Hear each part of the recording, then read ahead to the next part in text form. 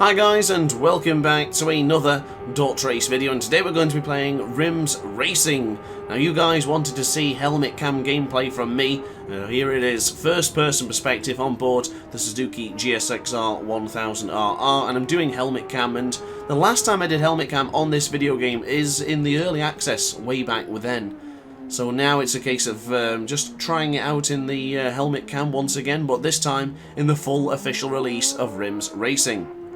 Now I'm doing the commentary for this one actually live at the same time of me recording. Now I usually don't do that, I tend to play the game first and then do the voiceovers afterwards, where you're going to get my hands-on experience as we actually go around the track, and I must say the texture popping on the braking zones is rather annoying for this video game, but I'm pretty certain and hopefully they'll get that fixed. But as far as the actual helmet cam goes, because that's why we're here today, my feelings are still mixed with helmet cam. I prefer when the actual rider moves into the corners themselves. So basically what it means by that is the rider actually looks into the corners and then follows the apex, or looks to exactly where you need to be going. This one is sort of focused right on the actual end of the bike, and I'm not a fan of that. I much prefer it when the rider actually begins to look into the corner and follow exactly what the player does, because of course you always look into the corner and then out of the corner, opposed to just going straight actually where the bike is going. And I do find that a little bit jarring, it's a little bit annoying for me, and it's probably one of the big reasons I don't play in helmet cam. But I know you guys are saying that, or at least the majority of you are saying, that RiMS Racing's helmet cam is by far the most superior. And I'm not sure, you know. I'm not real. Look at the ghost just chilling there in that corner for the hairpin curve. I'm honestly not too sure. It is good, I mean it looks nice, but at the same time it's nothing too impressive. I'm not really like blown away by it, but as far as RiMS Racing goes so far, there's nothing really that has blown me away, which is a shame to say, but at the same point it's still not bad. I will probably use it, as that's make my mistake going into the corner there. One thing I am finding with this game is I still can't get the brakes right, because it feels like you can't put much pressure on, but then in some corners you can press it as much as you want and there will be no consequences whatsoever. So I still don't really know how to master this game yet, and I think I've got a long way to go.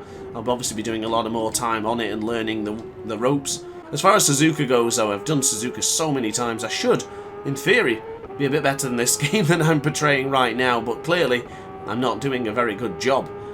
But across the line, that is our first lap time here today. So we go hard on the brakes, a lot of rear brake as well, just try and keep the rear end planted. Just get a little bit out of shape on the front of the brakes there. So nice and tight to the apex. My mistake. Is that going to invalidate? Yeah, it has invalidated the lap. I was hoping I could hold the throttle into the corner there and then move it in, but unfortunately it's not quite the way I was used to.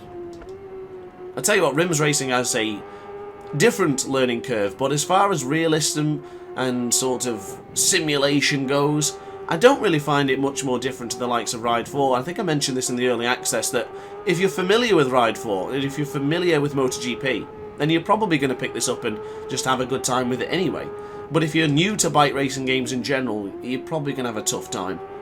But at the same time, I don't think it's as simulation heavy as they made out to be. Because originally when they announced it, I assumed it was going to be like GP bikes, for example, which is obviously extremely simulation based and just very difficult in general. But this one is just pick up and play, to be honest. It doesn't seem to be too bad. Yeah, I'm not making the best performance right now, but of course if I change it to the third person camera I would be a little bit better than what I'm portraying here. But I envy the guys who do helmet cam and do it well. Full respect to you guys. But at the same time, I'm more than happy with the third-person camera. I like to see the riders' weight shifting around on the bike. I like to see the boots kissing the floors, etc. And just seeing the sparks pick up, because that's one of the best things about RiMS Racing. Now, I was on the BMW, and I forgot to mention the other day. I'm going to quickly change back to the other camera, but don't worry, I will be coming back. The rider's position in the seat. Yeah, it's the same thing again. Have you noticed how the rider is hovering over the seat? It's like this for pretty much all the bikes from what I've seen. It's rather annoying. But there you go, he's hovering in the air. So back to the helmet cam though, because you guys are looking for the helmet cam. And I know a lot of you guys get very passionate about the helmet cam. And this is a video for you guys and for the people who wanted to see helmet cam anyway. I don't think it's going to change my opinion. I think I am going to stay pretty much with third-person camera. I like to see the other riders around me and see what the AI are doing. It's much easier for me to commentate on. But here we go, going into the first corner once again. A little bit of brake, not as heavy as I was the previous lap. As we now flick it into the right-hander. Again, it's leaning just a little bit on the rumble strip. Actually helps me out on there. Now going into the left-hand side. Oh, my mistake. Now to the right-hand side. Bring on the power. Now, even with... Oh, I thought I was going to crash. I got stuck in the rumble strip. But even with traction control right now on 0, I feel like I can just pull the acceleration as much as I want, and there'll be no complications, which I do find in the other games, which we've seen. Of course, it's wrong to compare the games, I guess, because this is a very small studio, but it is the comparisons we're always going to make. Comparisons are a thing, and comparisons are always going to be happening, no matter what game it's going to be, and no matter who the developers are.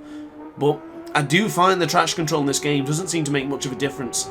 I've got it on 0, I've had it on 3, I've had it on 4, and it just feels like you can just throttle as much as you want. I'll try coming out this corner, just giving it full throttle, and there doesn't seem to be any tyres slipping and sliding. It just seems to grip absolutely fine. There seems to be a heck of a lot of grip on the bikes in this video game. As we now go underneath the Suzuka sign, full acceleration, get on the right hand side, drop it down a little bit, and hit hard on the brakes for the 100-meter zone. As we now pull it in with the left hander, bring on the power, drop it just a little bit in for the spoon curve, and then bring on the power again.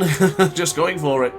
But I do get the opinion on helmet cam, and I must say, after doing a few more laps, my impression has improved. But I'm still not good yet. Still need to improve a lot, as we just get a little bit out of shape on the brakes there. But let me know in the comment section down below what you guys prefer. Do you prefer the helmet cam? Do you prefer the third-person perspective? Do you mind either way? What do you like to do? As I just completely messed up that corner. No invalidation for that? Seriously? Nice. I got away with that one. And also, guys, as well, if you are enjoying the video, like, comment, and subscribe is certainly helpful. Now, a few people mentioned in the last video I did for the first impressions I was carrying too much lean angle in Laguna Seca, especially going into the Andretti hairpin, so I've been trying to tweak that a little bit and seeing if I can just maybe reduce the lean angle actually on the analog stick, and so far, not really made a difference. I was still having the same weird crashes. That was my fault. Hold my hand up for that one.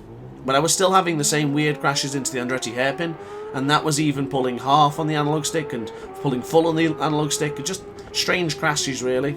But how is your feedback right now on RiMS Racing? Do you think if you're going to pick it up, are you going to still pick it up, or are you thinking about picking it up and haven't quite made the jump yet? Have seeing these videos change your mind to the opposite direction where you feel like you won't bother with it? Let me know in the comment section down below as we get... Oh, I've got to stop touching the rumble strips in this game. I'm so used to just riding the rumble strips on the exit of corners that it's made a massive difference and detriment to my riding style in RiMS Racing. As we now go hard on the brakes, once again a mistake coming in from the way of me. So here we go, last final lap. Let's give it 120%, 150, 200% of effort. And let's see if we can improve on the 2:15.843, which is probably not a very good lap. So on the right hand side we'll go, getting out of shape going into turn 1. Nice. We're able to hold it in. Hold the throttle. Nice. Bring on the power. Drop it down. Oh. No, I messed the turn up there. I was getting into ride 4 movement there. You can obviously move the bikes much easier compared to RiMS Racing. There's one thing RiMS Racing does have over the other bike games is the weight of the bikes. They do feel heavy. They do feel quite hard to chuck in sometimes, and that's what it is like in real life. Of course, you can't just throw them on a dime like you can in Ride 4, because sometimes it is a little bit unrealistic in Ride 4. But here we go. Hard on the brakes for the difficult and innocuous right-hander here. That was not bad for the Degner curve, but on the exit, I didn't like the way I exited there. It looked a bit unrealistic. So we go underneath the bridge, bring on the power, up again in the second split. Bring on the power, just... Oh. I am finding using the rear brake on this game helps out a ton. I use that quite a lot compared to the likes of the other bike games. Oh, I felt it going then and I didn't react quick enough. The final lap that we were going to chuck in today is abysmal. Not good at all. But we'll try and chase down the ghost nonetheless. I am finding some right-hand corners and left-hand corners are very difficult to turn in. There's a part in the Nürburgring, which I think I included in the first impressions video, you just cannot turn in. No matter how much you try, the bike just will not go. And the maximum lean angle is about 30 or 40. It's a bit of a pain, to be quite honest with you. But underneath the Panasonic sign, underneath the Dressler Dunlop sign, and let's see if we can get it right on the brakes this time. I'm going to brake quite early. A little bit too early for my liking there. But shout out to having the mirrors actually depicting a real-life image behind. That's really cool. So we go hard on the brakes. And I guess, guys, that is going to be it from me. I really hope you enjoyed this video. Like, comment, and subscribe if you did. Of course, it has been a short one, so I hope you did enjoy the brief look at the helmet cam. But across the line we will go, and we'll take a look at our lap times in just a moment's time. So incredibly, even though I was in helmet cam and they weren't good laps, for the time being we're on 4th place on the online leaderboard. Shout out to Fuchs, one of the aces there, and of course eSport Rider at the top of the picture with the 209.065. But guys, upon that note, I hope you enjoyed the video. A little bit of a different look and a little bit of a different recording for me. Hope you enjoyed it. Like, comment, and subscribe if you did. And of course, hit the notification bell to be alerted to every single DrAce upload. So guys, thank you very much for watching, and I will see you next time. Ciao for now.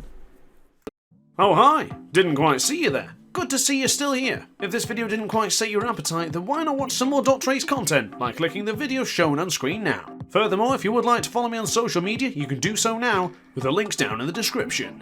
Consider subscribing so you don't miss a single DrAce video.